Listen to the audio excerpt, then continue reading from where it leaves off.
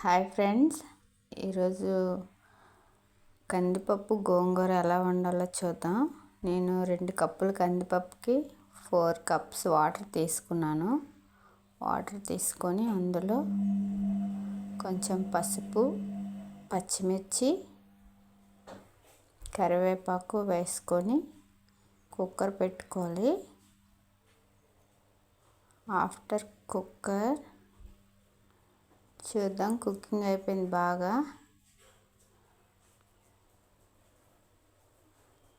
ఇలా బాగా మెత్తగా అయిపోయింది. 3 or 4 విజిల్స్ వేసుకోవాలి. నేను ఆల్రెడీ గ్రైండ్ చేసి పెట్టుకున్న గోంగూరను తీసుకొని ఇందులో మిక్స్ చేస్తాను. ఇదిగోండి, మనం ఉడకపెట్టుకొని మిక్సీలో వేసుకుంటే బాగుంటుంది. దాన్ని ఉడుకున్న పప్పులో వేసుకొని బాగా కలుపుకోవాలి. మీకు పులుపు ఎక్కువగా కావాలంటే చింతపండు రసం వేసుకోవచ్చు. ఈ విధంగా బాగా కలిపి అందులో సాల్ట్, ఉల్లిపాయలు, ఆనియన్స్ ముక్కలు, పచ్చిమిర్చి, కరివేపాకు, కొంచెం కారం వేసుకొని బాగా ఉడికించుకోవాలి. నేను ఆల్రెడీ పప్పులో వేసుకున్నాను కాబట్టి ఇందులో వేసుకోలేదు. చూడండి, మొత్తం బాగా కలపాలి. రెండు మిక్స్ అయిపోతాయి, బాగా ఉడుకుతాయి. ఈలోపు మనం